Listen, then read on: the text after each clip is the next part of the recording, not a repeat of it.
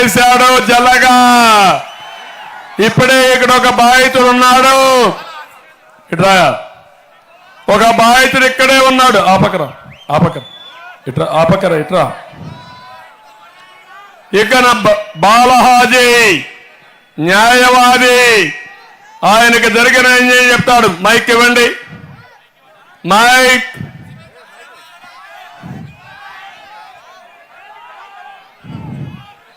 Mic.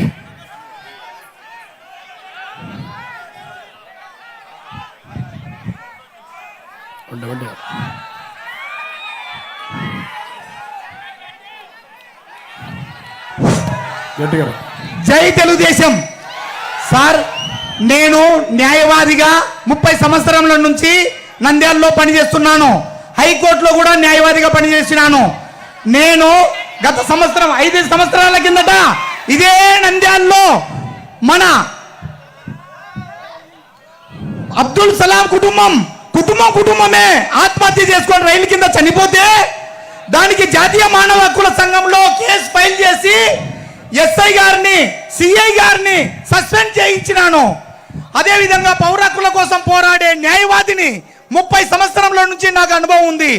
నేను నా న్యాయవాద వృత్తిలో ఒక పొలము ఆర్లగడ్డ మండలం నల్లగట్ల గ్రామంలో సర్వే నెంబర్ 245/1లో 63 సెంట్లు పొలము తీసుకుంటే ఆ స్థలము రిజిస్టర్ అయి నాకు పాస్బుక్లు కూడా వచ్చినాయి.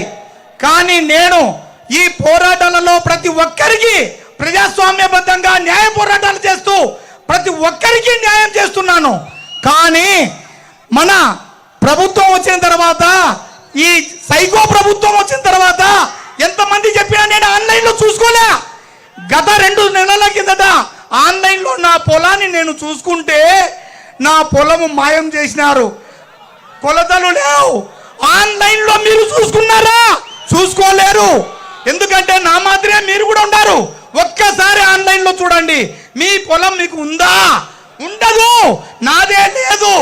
ఒక న్యాయవాదిగా నా పొలం నాకే లేనప్పుడు నేను ఎంఆర్ఓ గారిని, ఆర్డీఓ గారిని, జాయింట్ కలెక్టర్ గారిని అడిగితే, అయ్యా బాబు లాయర్ కదా నువ్వు, land titling act 2023 implementation November 31 నుంచి అమల్లోకి వచ్చింది.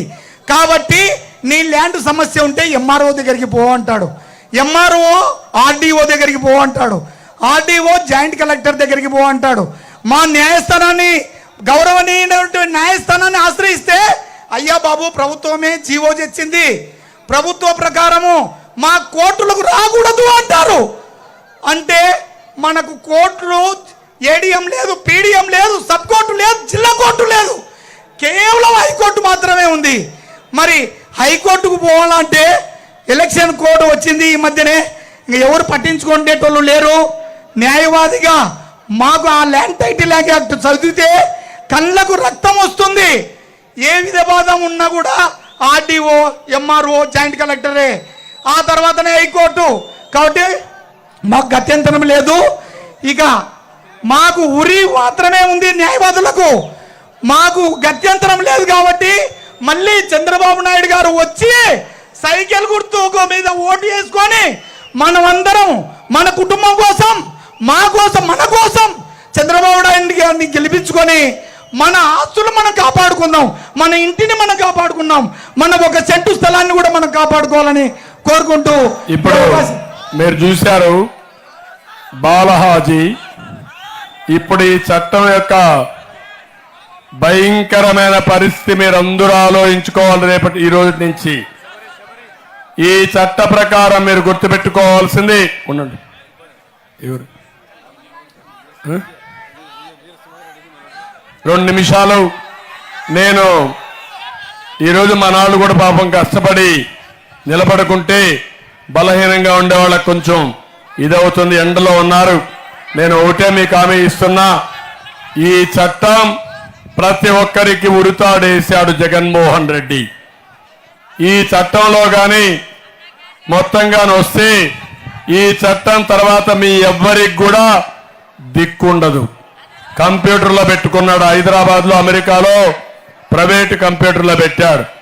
రెండోది ల్యాండ్ టైటిలింగ్ ఆఫీసర్ అని ఒక వ్యక్తి జగన్మోహన్ రెడ్డి ఓన్ మనుషుల్ని పెడుతున్నాడు.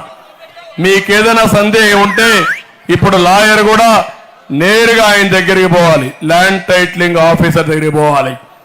ఆయన ఎవరైనా కంప్లైంట్ ఇచ్చి ఈ భూమి నాదంటే దాన్ని రెడ్రెస్లకు పంపించేస్తారు. మీ భూమి మీరు అమ్ముకోవడానికి వీలు లేదు. మీ భూమి పట్టాలు ఉంటే మీరంతా అగ్రిమెంట్ కూడా చేయడానికి వీలు లేదు. ఇలాంటి దుర్మార్గమైన యాక్ట్ తీసుకొచ్చాడు. నేను ఒకటే మిమ్మల్ని అడుగుతున్నా, రేపు కోర్టులు కూడా లేవు. మీ భూమి పోతే నేరుగా హైకోర్టుకి వెళ్ళాలి. కోర్టులు కూడా లేకుండా చేసి మీ భూములు కొట్టేసే కుట్ర చేస్తున్నాడు. ప్రతి ఒక్కరూ మీరు ఆలోచించుకోండి. ఇలాంటి దుర్మార్గుడికి ఓటేయిద్దని మరొక్కసారి కోరుకుంటూ నేను వస్తానే రెండో సంతకం. ఈ ల్యాండ్ గ్రాబింగ్ యాక్ట్ ని తీసేస్తా, ఈరోజు చించి చెత్త బుట్లో పారేస్తా. మీరు కూడా ఆ పని చేయండి.